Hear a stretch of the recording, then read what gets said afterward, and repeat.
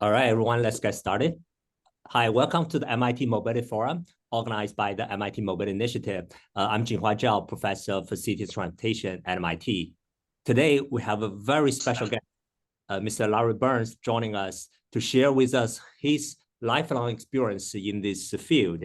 As most of you in the audience probably know, he's a legend in this domain here, and he invented the notion of the skateboard EV, talk about the autonomy with the fuel cell and electric by-wire system. Remind you that's 20, 25 years ago, this concept from this, right? And he had been advising Waymo for over a decade, teaching at the University of Michigan, Columbia University, wrote the book Autonomy. Many have been reading The Quest of Building Driverless Car and How Will It Shape Our World. He was inducted into the National Academy of Engineering and the ITS American Hall of Fame, right? But before I formally start the session, I do want to ask Larry a question. At the end of the 1 hour, if one thing people get away from this talk, what would that be? Larry, please. Yeah, well, thank you very much for inviting me to join this forum. It's a real honor to do so. I hope you walk away with a better sense of why autonomous vehicles are inevitable and why communities and companies need to position for this inevitability, the exciting design opportunities that exist with electric, connected, and autonomous vehicles. Very importantly, thinking about mobility, not just in terms of mobility, but in terms of the broader concept of what I call physical and virtual access. I think the power of the word "and" is going to be talked about, and very, very importantly, what we can do with design innovation. And when you put all of that together, that's why I'm so excited about the future and why I wish I was 25 years old today to be able to participate in what I think is a very promising future. So that's my key message today. That's wonderful. You know, until last week, I had the joy of talking to Larry. I entirely misunderstood Larry. I always think of Larry Burns as a technologist pushing for the frontier, the cutting edge of technology. But during the conversation last week, I recognized in his doctoral dissertation coming from UC Berkeley, he wrote the dissertation, later become a book, Transportation, the Temporal and Spatial Component of Accessibility. So Larry has a planner's heart in you. This part I really didn't understand, and really unique to bring the two aspects of thinking together in one single person. So it's a great joy to have you here. Now let's give you to give the 20 minutes presentation. Larry, please. Thank you very much. If I could have the first slide, please. Well, again, it's very, very exciting to do this. When Junhao asked me to speak on what excites me, I found that to be a very liberating question, because when you reach my age, you're excited just to wake up every day. To kind of illustrate what it's like to live when you're older, I was with my really best friend. We were on our porch talking, and our wives were inside the house. And he said, "Hey, have you seen the movie showing in town?" And I said, "No, what's the name of it?" And he goes, "What's that flower? It's red and it has thorns." And I said, "Rose." And he goes, "Hey, Rose, what was the name of the movie we saw last night?" So you really do have your moments when you get older. But what really, really excites me is the series between the Detroit Tigers and Boston Red Sox, which is going to play out this weekend and really determine a lot. If I could have the next slide, please. So I'm going to address 6 topics: autonomous driving, electric and autonomous and connected vehicles, physical and virtual access, design innovation, the power of and the future of living. These topics excite me because I've had a chance to work on each of them, but very, very importantly, I have a chance to learn lessons along the way that I think are germane to younger people entering this exciting field. Next slide. So let's start with autonomous driving. There was a period when I was leading GM research and development. This was in the late 1990s, when driving distraction surfaced as a really big issue. And as I thought about this along with my colleagues, we concluded driving was the distraction. We kept asking ourselves, why else would someone take a 4,000 or 5,000 pound car and drive it at 70 miles an hour, perhaps at night or in the rain, and then proceed to try to send a text? And so we were thinking our customers were telling us something very important, and autonomous driving was going to be a key to addressing this consumer concern. Next slide. I believe autonomous driving is inevitable, and I believe it's inevitable because the size of the prize is huge. In my book, Autonomy, I estimate that to be a $4 trillion redistribution annually of the nation's economy. I also think it's inevitable because of the deep-pocketed players like Alphabet and Tesla, NVIDIA, Amazon. The combined market cap of the key players in this space is around $9 trillion. I think it's inevitable because of the impressive progress that's been made. Waymo is a great example of that. They sent their data to a reinsurance firm called Swiss Re, which did an independent assessment and concluded that the Waymo drivers are about 90% safer than human drivers. But the progress is very impressive. It may not have played out as fast as many of us had hoped or it was hyped, but it has played out. It's inevitable because there's a lot of different ways to get to this prize. And very importantly, there's a lot of additional enablers that are coming our way. And just so I don't miss anything, things like more powerful processors, better simulation tools, bigger data, better sensors, larger scale learning, and artificial intelligence. So I think the questions are how and when, and not whether. If I could have the next slide, please. And I'm excited about autonomous driving because it changes the fundamentals of transportation broadly. And as Janelle mentioned, I studied transportation engineering at UC Berkeley. I graduated in 1978. My doctoral degree is in transportation engineering. And the fundamentals that we've all studied over this 50-year period are safety and economics, the experiences people have in their trips, productivity and sustainability, system design and business models. And autonomous driving applies not just to people movement with robotaxis and personal vehicles, but to goods movement with long haul and last mile. And in fact, those two can be put together so the same vehicles we're using to move people could be used to move goods to get better utilization. And it's not just an urban transportation opportunity, it's rural, suburban, and urban. Next slide, please. The safety leader will be the market leader as it relates to autonomous driving. I wrote a paper in 2019. It was published in Autonomous Vehicle Engineering, it's SAE journal. And I laid out the argument that the safety leader will be able to serve more use cases and therefore learn faster than their competitors. The safety leader will be able to deliver a more refined ride experience for their customers. And therefore, they'll get more market share and they'll be able to get better pricing for that. And this cycle of learning becomes the key for why the safety leader will be the market leader. And again, I think you can see that in Waymo as the market leader in robotaxi, Aurora surfacing as a key leader in over-the-road trucks. And unfortunately, what happened to Cruise on the negative side when safety incidents really impacted the future of that company. Next slide. One idea I want to leave you with today is also called what I call two-mode driving, and it really focuses on personal vehicles. Yes, robotaxis are exciting, but the fact is 92% of the households in the United States own an automobile, and they do that when the out-of-pocket cost of a car is on the order of 85 to 90 cents a mile, and they have to use their time to drive it. If we can get to autonomous vehicles, the work I did at Columbia suggests we can take that down to something like 20 cents a mile. So that suggests to me that the real big prize is going to be autonomous personal vehicles. And a pathway to get there is what I like to call two-mode driving, where we anticipate the road ahead. This is roadway data on steroids. It's weather, it's surface friction, it's traffic conditions, it's the history of crashes. So it's real-time and historical data, new sensors, and I advise companies in this space, and there's some very exciting things coming with radar software, AI.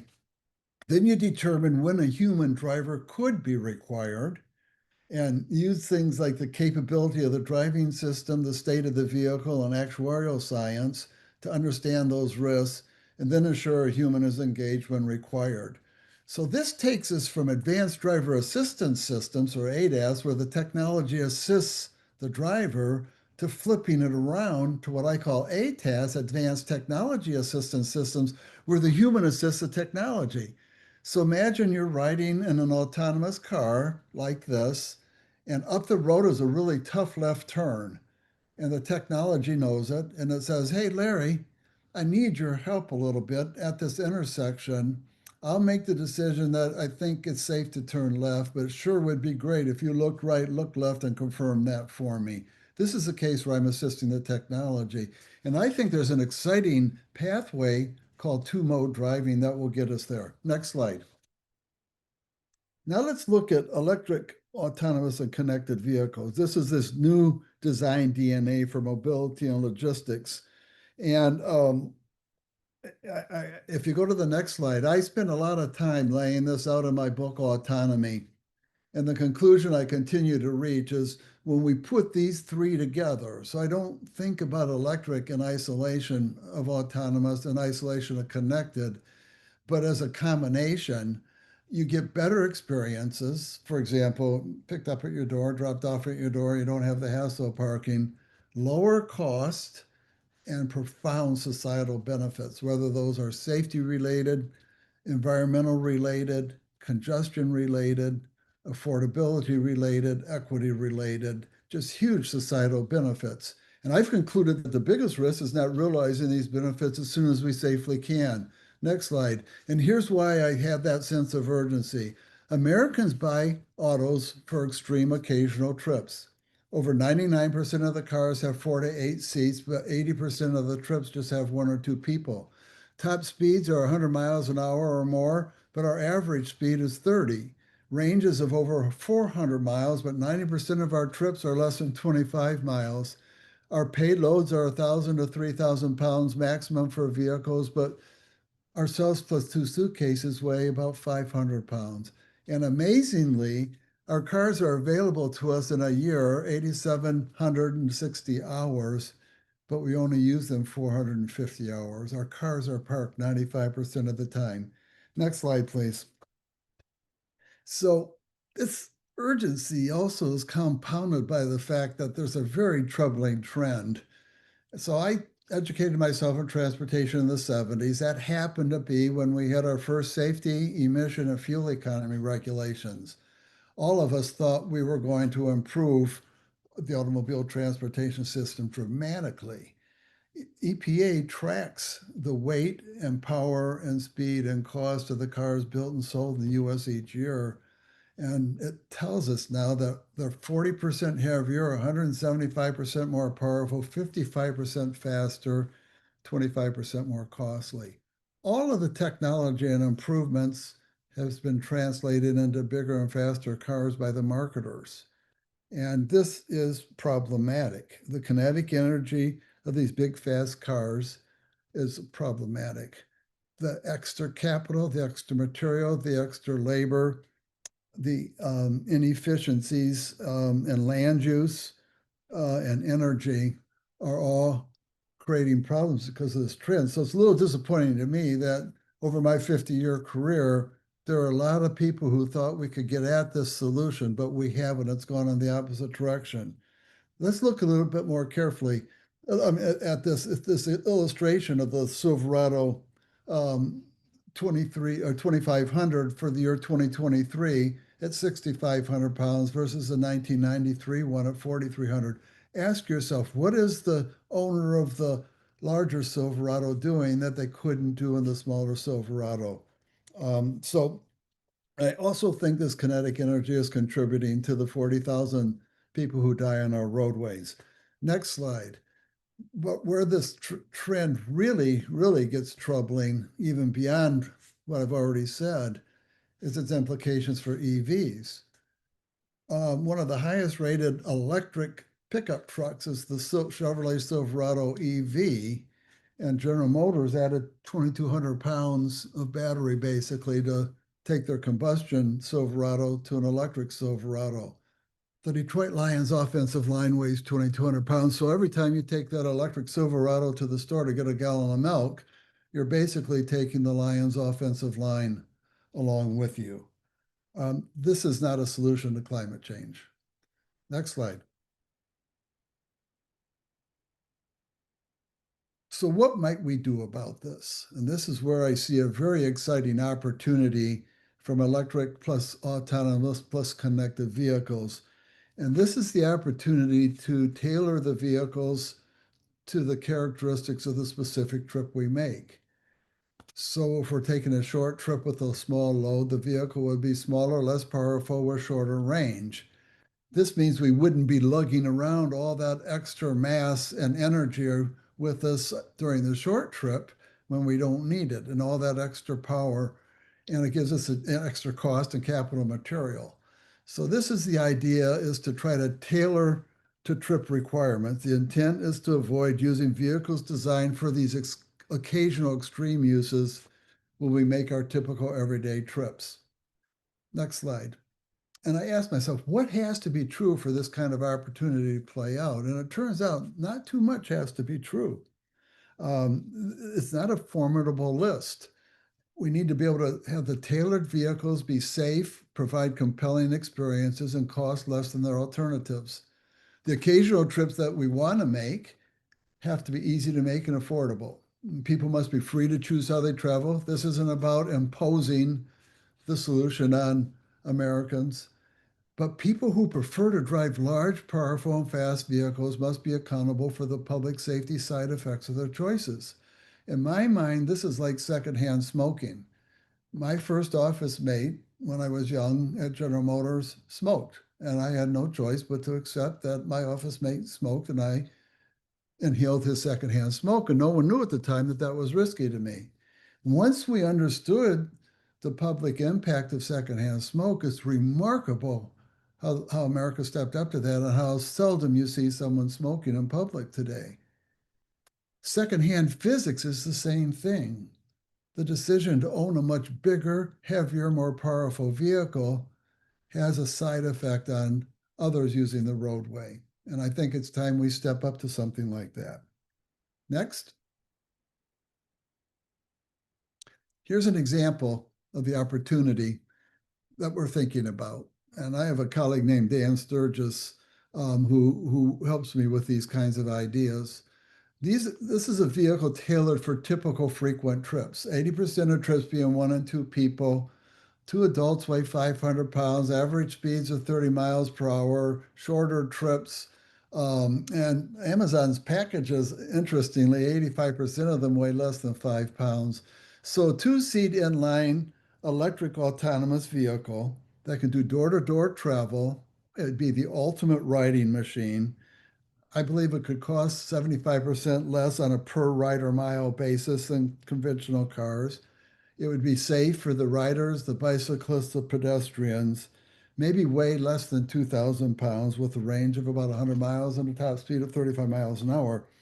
And it would be used for personal ownership, robo-taxis, and package delivery. Now you might say, hey, I can't go to my cottage in northern Michigan in this. So let's go to the next chart. How might we handle these occasional trips? Well, if 2 of these could be virtually connected, it would be like my mom and daughter are in the back seat and dad and son are in the front seat, or a double date, the 2 guys are in the front and the 2 women are in the back. Or if you're carrying your bags to the airport, you take another one along. Another way to get at this is to take your Tesla Powerwall off the wall, put some wheels on it, and you use it when you need to take a longer trip. So you're not lugging around all that battery for every trip, you're doing it just for the longer trip. Or maybe even a ferry kind of system where you have a flatbed electric platform that can hold a bunch of these and you use that to move on the freeways. Or you could have outfitters. My point is there's a lot of different ways to skin this cat. Connected electric autonomous vehicles gives us a whole new set of tools and opportunities to get there. Next slide. So now let's talk about physical and virtual access. Us having this conference the way we're doing it today is an example of virtual access. And it's pretty compelling. So if you go to the next chart, I'd like to think about the transportation a little differently than most people. Most people focus on vehicle miles traveled, and that's what our profession does. They try to understand vehicle miles traveled on cars and buses and elsewhere. I like to focus on vehicle seats that are sitting idle. And when you do the arithmetic of 275 million vehicles in the US parked 95% of the time, with 5 seats typically per car and 1.5 occupants per trips, it turns out that there's 1.4 billion seats, car seats in the US, that are empty 98.5% of the time. Now, to try to help you visualize that, that's equivalent to 12,600 empty University of Michigan football stadiums. Now, imagine if NCAA football and National Football League had to carry the cost of 12,600 100,000 person stadiums in order to deliver their product. It would never pencil. So I asked myself, go to the next slide, why have we gotten in this situation? What is it that's led us to this? And the answer in my mind is access. 92% of households own at least one car. And we buy these cars, we leave them parked 95% of the time, and they cost $50,000 today for a used car, $25,000 today for a used car. What you're buying is the freedom to go wherever you want, whenever you want, whenever it's available. If your car is parked outside, you just get in it and go. You're buying the access to activities. You're not buying the trips. Go to the next slide. And activities are what we do. We work, we shop, we learn, we eat, we take care of ourselves, we socialize, we play, we entertain, take vacations and worship. So that's how we live. This defines how we live. Go to the next slide. And these activities use time. They take place at different locations and they occur at different times. And we have to factor that reality in as we think about the future of transportation and mobility. Go to the next slide. So activity access really can be done two ways. You can do it physically with transportation, or you can do it virtually with the internet. And it's clear Americans value access. There's 275 million cars, which are access devices, 250 million personal computers, which are access devices, and 310 million smartphones. Go to the next slide. And we're enhancing physical access with electric plus autonomous and connected vehicles. A lot of different ways. Next slide. But what's really, really interesting is virtual access. Around the middle 70s, the early 1980s, we had the internet, the laptop, the smartphone, search, GPS, online learning, e-commerce, telehealth, video conferencing, streaming, social media. We had ride hailing and telematics all come into our lives. Let me give you an example of just how powerful this is. Go to the next slide. My two daughters, Natalie and Hillary, have an online influencer business associated with food. It's called the Pantry Digest. Each week they put out recipes that they encourage their customers to make. And one week they put out a recipe that called for tandoori seasoning. And my wife and I decided we'd like to make it the next day. We didn't have tandoori seasoning. So I said I could go to Johnny Pomodoro, the market up the street, 3 miles away. It would take me about 10 minutes to get there, park, go in the store, walk around for 10 minutes, find the seasoning, pay for it for about $5 and drive home. And total time cost, travel cost, and seasoning cost was about $10 and 30 minutes. I went to Amazon Prime and I was able to buy it for $5.61. I found it on Amazon Prime in 5 minutes and it was on my porch in 16 hours. And you might say, Larry, how can that be responsible?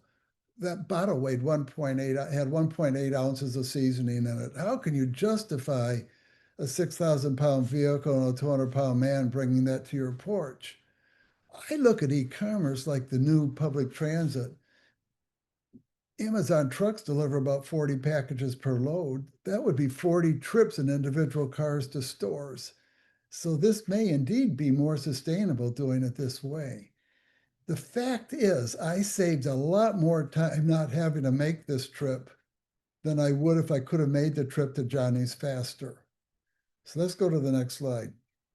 Virtual access is widespread. Remote work, e-commerce, online courses, food delivery, telehealth, video conferencing, social network, video game streaming, virtual vacations, and online and mobile banking. It's everywhere. Go to the next slide.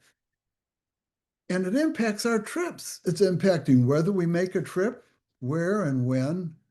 Hey, I hardly ever go to the store anymore. I'm a do-it-yourselfer. If I've got something to fix in my house, my first instinct now is to go to the internet, watch a YouTube, order my parts online, get them that day, and fix it myself.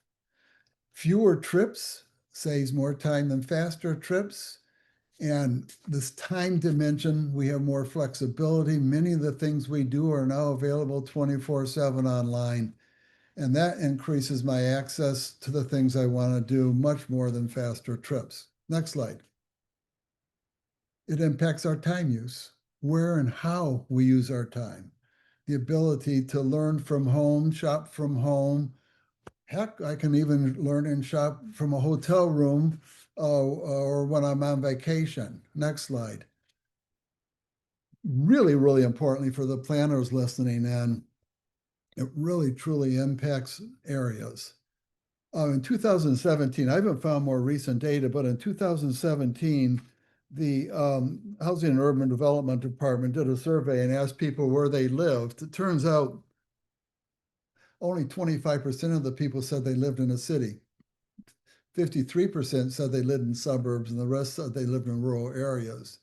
And I really think transportation planning has always been too urban centric, given where most of the people live. The fact is, the history of civilization, we've seen people migrating to cities because that's where the jobs were, that's where the markets were, that's where the education and ideas, religion, culture, knowledge, and healthcare existed. We can get all of that online now. So we, as a planning community, I think really need to start to fundamentally ask questions about the basic premises that have historically been underlying urban planning as we go forward. And let's go to the next slide. An important aspect of that is to think about access as an integrated system. If I was king for a day, I would not have a Department of Transportation at the federal level. I'd have a Department of Access, because I think we need to plan transportation, communication, and information infrastructure as one integrated system, because we see all of the interdependencies between travel and online opportunities. And certainly for this mobility forum, I really think you need to think about the word mobility in a broader context, access. Go to the next slide. And what still excites me, Jen, I mentioned my dissertation. I wrote my dissertation in 1978. It was published as a book in 1979. And Lexington Books printed 2,500 copies. And about 5 years later, they called me up and said, hey, we've got 500 still in the warehouse. Turns out there were 2,000 libraries that bought one. And we can sell you these 500 for $1 each. So my mom bought them. So that was the history of this book. I thought I was going to change the world because I was going to create access science. And I was borrowing ideas from the Swedish geographer named Torsten Hägerstrand. And he had this remarkable space-time framework. And he argued that you could only be in one place at one time. Movement takes time, activities take time. Activities aren't available everywhere and any time, and every situation stems from the past. And I used Hägerstrand's framework to study access, and it was thrilling to see what I learned. Now, accessibility is not a new word to our field, but the problem with most of the studies of accessibility in our profession, they don't take advantage of the time dimension. And time is intricately tied to space through travel.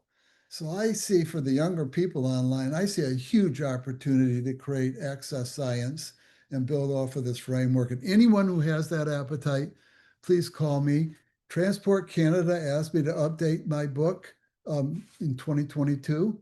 So I did a big study for Transport Canada, updated all my diagrams, and have a lot of energy around this subject. I'd be happy to share what I've learned.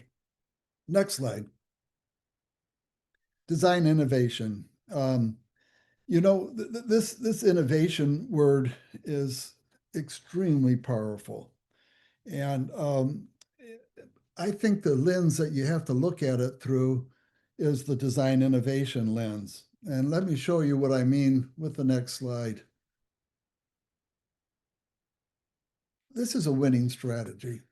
And obviously it's Apple's strategy.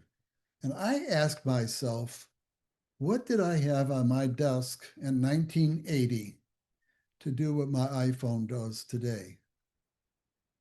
A telephone, a phone, an atlas. I had a flashlight, a camera, a compass, a calculator. I had newspapers and magazines and overhead projectors, and on it went.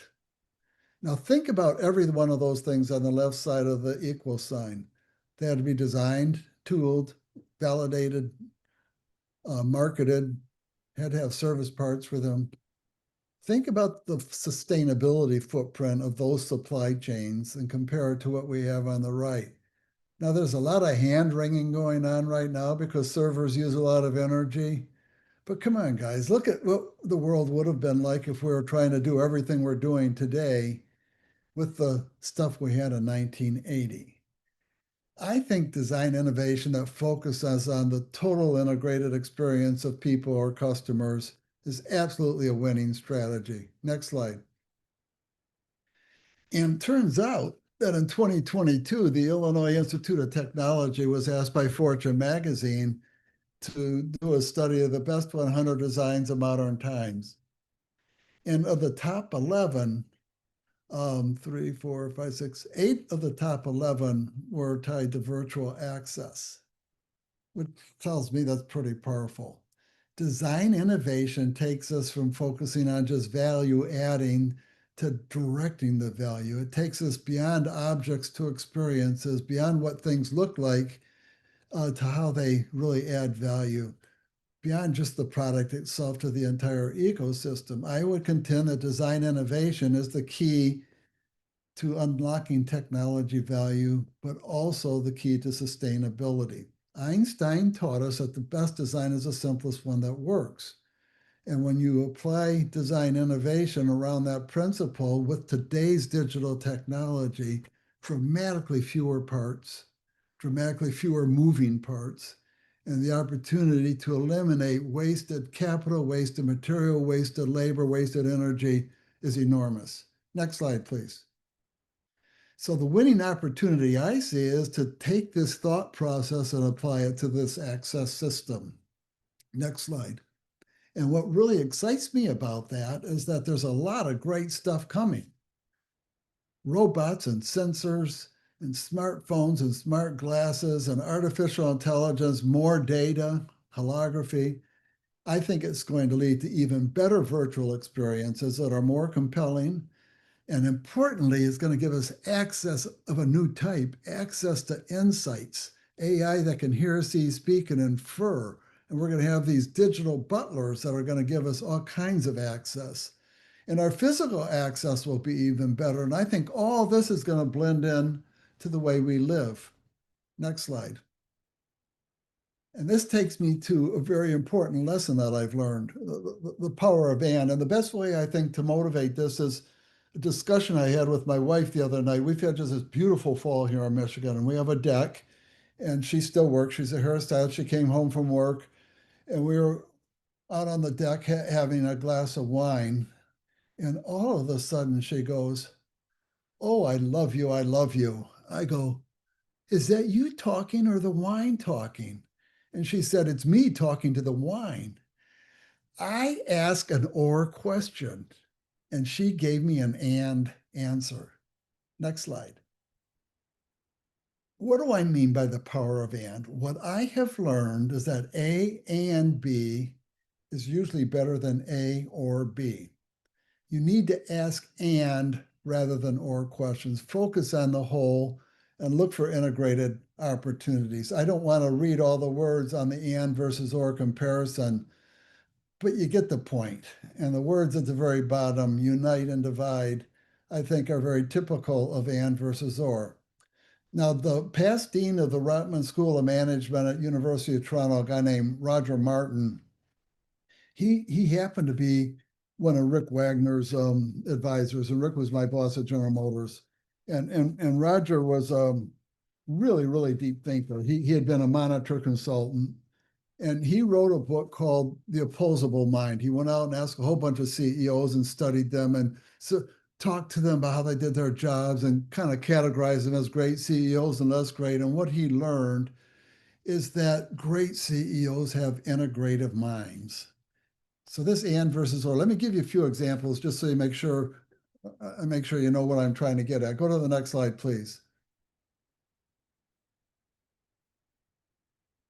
In the auto industry, there's been this ongoing argument, should we have combustion engines or electric engines? What seems to be the hottest product out there today? Extended range electric vehicles or plug-in hybrids. They have both. So combustion and electric look like a very compelling way to help us transition to an ultimate world of pure electric. I had constant debates in GM. Should we be spending our money on batteries or fuel cells? It's an and. The power electronics, the electric motors, the packaging are all the same. And fuel cells have their unique benefits and batteries have theirs. ADAS and autonomous driving. I teed that up with the transition step of advanced technology assistance systems. Some people think about autonomous vehicles in terms of robo-taxis, or they say, no, no, no, maybe they should be personal cars. It's an and. And it's not just people movement, it's goods movement, and the opportunity of thinking about that access system as one, because e-commerce drives that interplay between people movement and goods movement, is absolutely central. And then my point of physical access and virtual access. A very, very powerful way to think, the power of and. Next slide. So now let's transition to the future of living. Again, I got to pick on my wife a little bit here. When you reach my age, and I'll be candid with you, I'm 74, and you think a lot about the future. My wife's 4 years younger than me, and we were talking, and I said, geez, if anything ever happens to me, do you think you're going to get remarried? She goes, oh, no, no, no, no, I couldn't do that. I care too much for you. And I said, well, I'd be gone. It just makes sense. She said, okay, I'll think about it. And I said, what about my car? I've got this Cadillac XLR convertible. It's kind of my pride and joy. And she said, oh, no, you love that car. I couldn't let him have, come on, I'd be gone. It'd be in the garage. It just makes sense. She says, okay, I'll think about it. I said, what about my golf clubs? And he goes, oh, no, he's left-handed. So you don't know what you get when you ask these questions. But I want to close with a short discussion on the future of living. Next slide. John Lennon taught us that life is what happens to you while you're busy making other plans. And man, if you're a planner by nature or you think about the future, you can get obsessed with all these plans and you realize you're not enjoying the moment. And I think he really, really is a powerful person to say that. The next slide. The plans that we have to make for mobility, I would suggest, need to be grounded in the future of access. And the future of access needs to be grounded in how we live. So we have to get away from promoting electric vehicles for the sake of electric vehicles or electric vehicles for the sake of climate change. The scale of the change is so big, we've got to get it to the point where we find solutions that people just simply want because the value exceeds their price, and companies just simply want to supply because the price exceeds their cost. And I think the key to that is understanding how we live and how we access things and putting mobility in that context. Next slide. So in closing, the future of access is going to shape how we live. There's no question in my mind about that. How we interact physically and virtually, where we live and work, the trips we make and how we travel. Design innovation, and I'm not talking styling here, I'm really talking about experience design. It's going to transform our lives, how we experience life, how we create and consume value. And I think design is really going to hold the keys to sustainability because we've got so much waste designed into the legacy systems of the last 100 years. And I am really optimistic about the future. This is why I wish I was 25 years old. Breathtaking science being converted into inspiring technology and compelling innovation. It's just awesome what I've gotten to experience in my life, but what's coming. Next slide. And I want to be 25 because I'm an engineer. I'm an engineer from the tip of my toes to the top of my head. And I really believe engineers are the key to making this happen. I don't mean to pick on other professions. I mean, MBAs and investment analysts, they have their role. You can't spreadsheet engineer with a financial spreadsheet your way to success. Engineers have to lead with integrative minds, designing these innovative systems that take our science and technology and turn it into compelling and sustainable value. That opportunity is right here, right now, and these problems are solvable, and that's why I'm optimistic. That's why I wish I had another 50 years in my career run. So let me close then. Bob Seger, oops, I had one last slide, I'm sorry. Can we put the slides back up? I'm sorry. Yeah, Bob Seger wrote a wonderful song in 1975. That's the year I started at Berkeley, and it's called Beautiful Loser. And I don't know if I was a loser or beautiful or what, but in that song, he says he wants to dream like a young man with the wisdom of an old man. And I think about engineers, and I think about some engineers are kind of introverted. These are the ones that'll look at their shoes when they talk to you. And some engineers are extroverted. They'll look at your shoes when they talk to you. But I'll tell you, excited engineers who dream like a young man and open their minds up to gain the wisdom of an old man, you're going to change the world and you're going to make it a better place. And I've had a great ride attempting to do that. And I really hope that you get to enjoy the ride the way I have. So I'll stop there and we can open it up for dialogue and questions. Thank you. Thank you so much.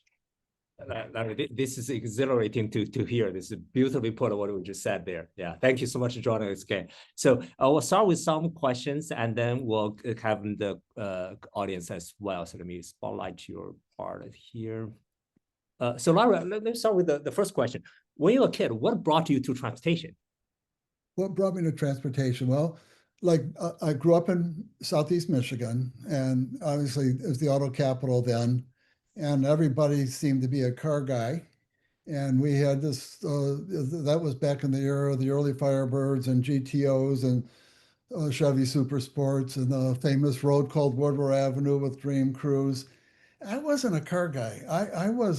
My first car was a Volkswagen Beetle, and I had hippie flowers and racing stripes on it. I was clearly conflicted. My second one was a Chevy van that I customized to go out to Berkeley.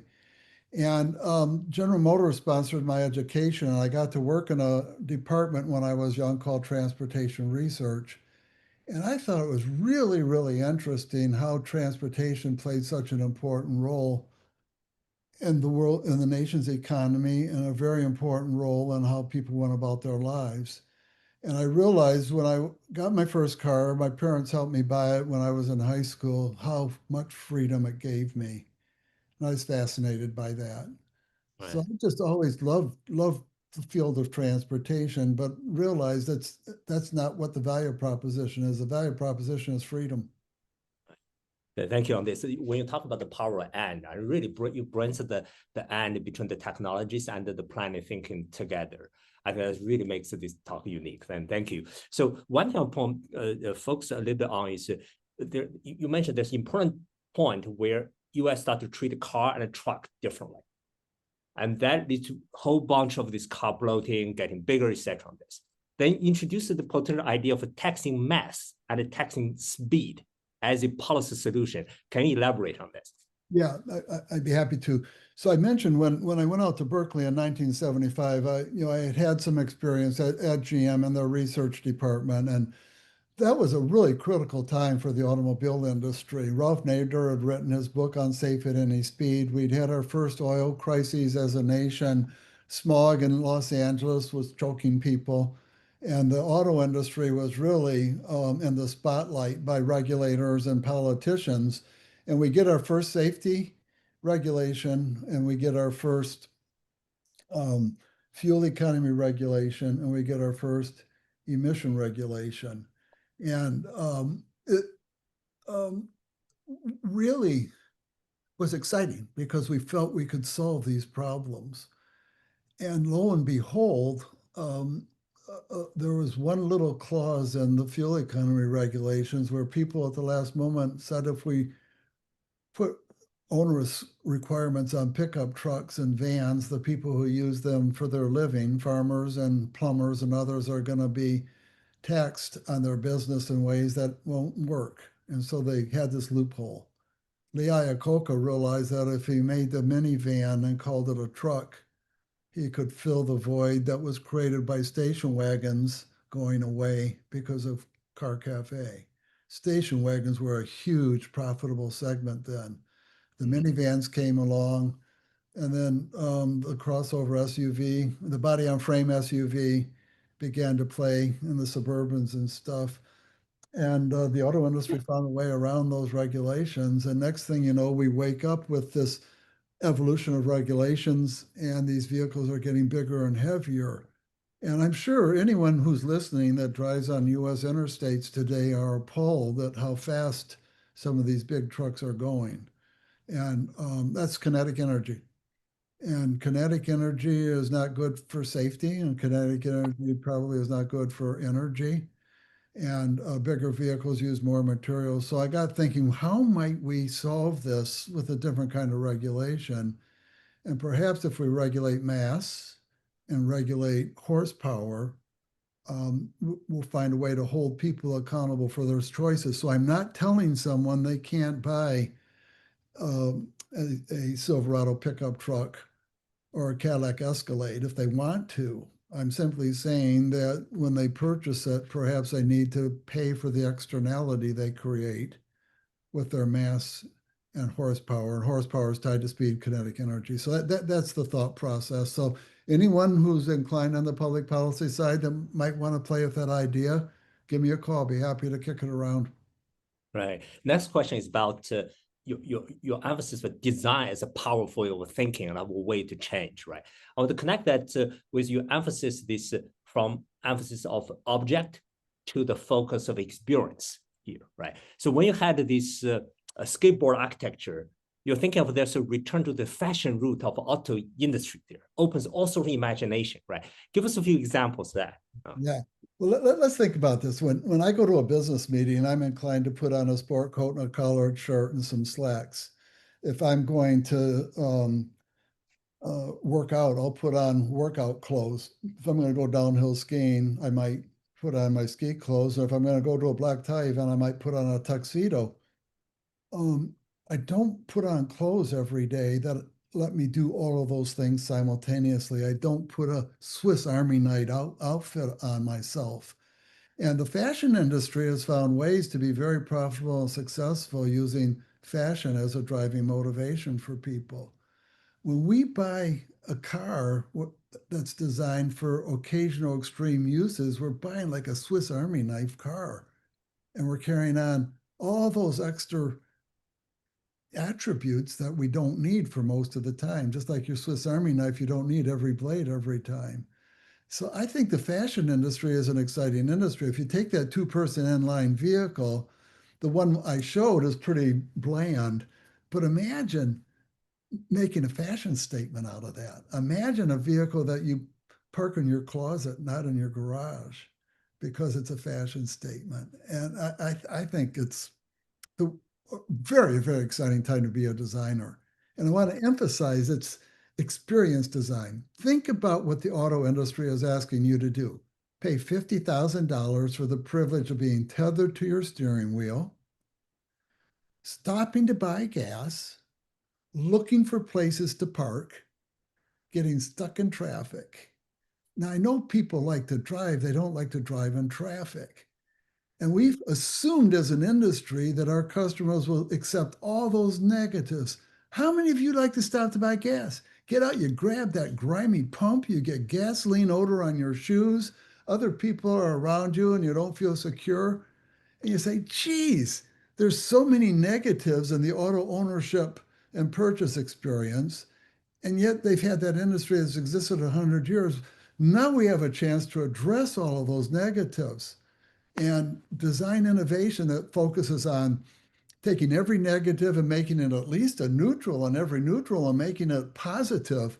Those are the winners. That's compelling design around the experience. That's what I'm trying to get at, is how exciting that can be for engineers.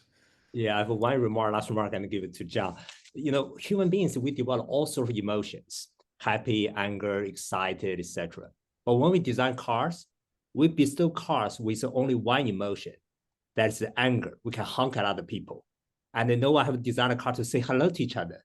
Right? Their design thinking hopefully opens up this possibility for that. Yeah. To you, John. Yeah. I mean, how do we design road rage out of the Yeah. system? Make our cars friendly with each other. I mean, road rage has gotten so bad. I want to have a drone in my car that I can, when someone gets mad, I get mad at, I can take my drone and get back even with them. But there's so much possibility here to change that experience. And what I caution the younger people about is don't get trapped by these legacy interests. Who loses if the vision I've laid out here today perseveres? Trial lawyers, because there aren't nearly as many crashes, insurance companies, because products aren't getting damaged nearly as much, oil companies, and on it goes. Unions for drivers.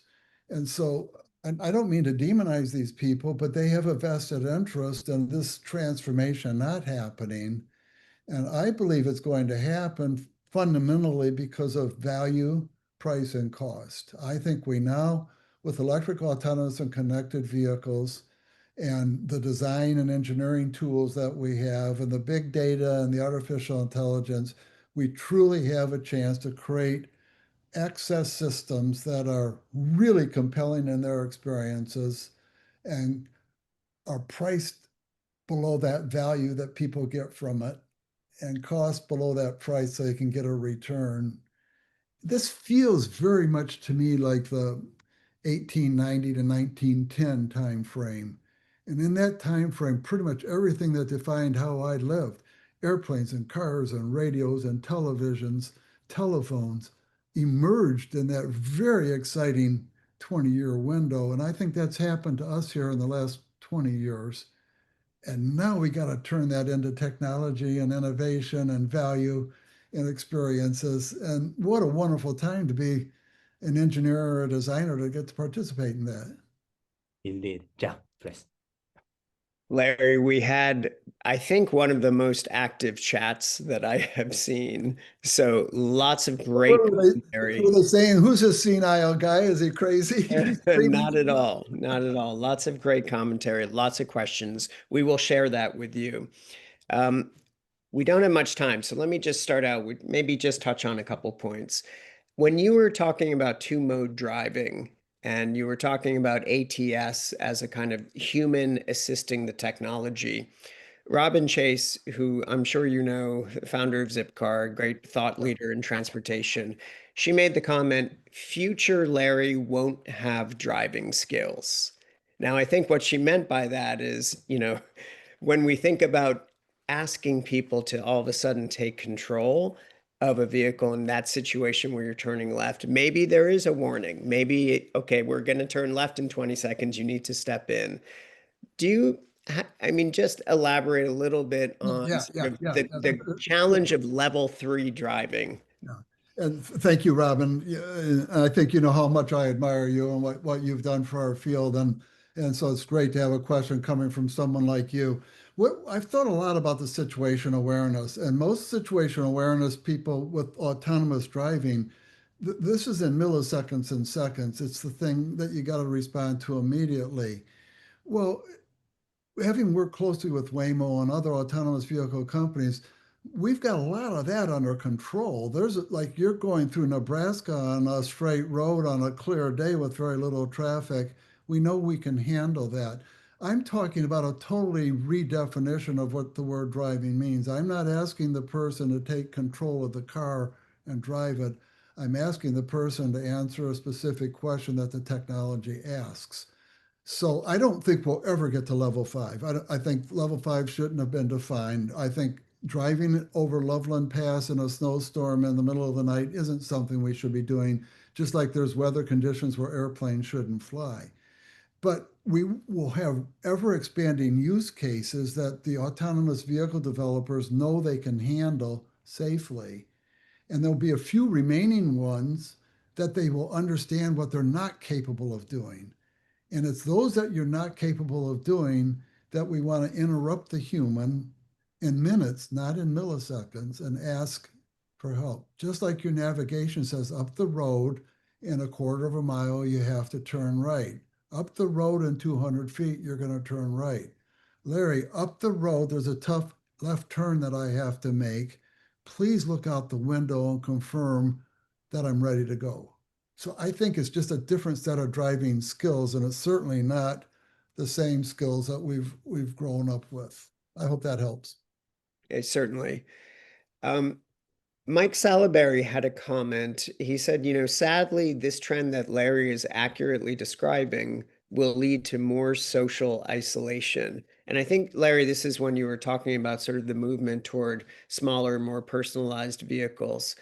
I wonder, if you really take a step back and you think about sort of this contrast between the dominant model of privately owned automobiles and sort of the urban public transportation model, do you have any reflections on sort of the pros and the cons, and in particular, the social dimension of public transportation and perhaps the social isolation of, driving around in these steel and glass cages?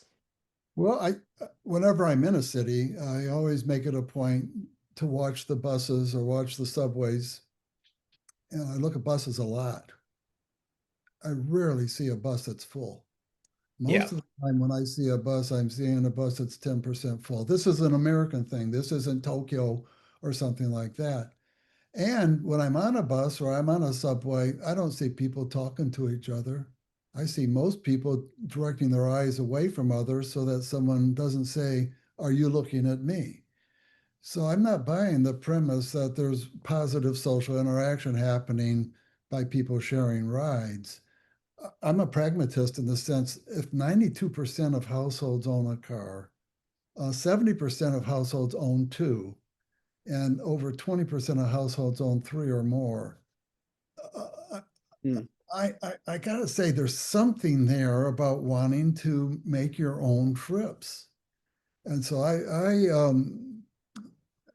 would take the virtual access question differently. I wouldn't look at the question through the lens of transportation. I am concerned about what digital technology is doing to social interaction in terms of virtual access and virtual interaction. But I put that on the virtual access side of things, not necessarily the transportation side. So I do have those concerns. Yeah. So many more questions. Unfortunately, we're just out of time. But what a great conversation. Thank you.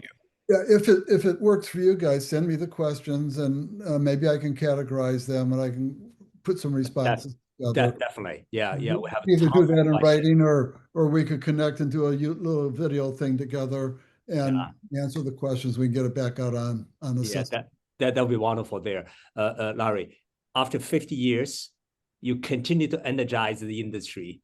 The young audience in school, I hope that you see this dream coming out of Larry. Thank you again, everybody. Please join me. Thank you, Larry, for this today. Thank you for inviting me, and thank you for your forum and all of you for your leadership.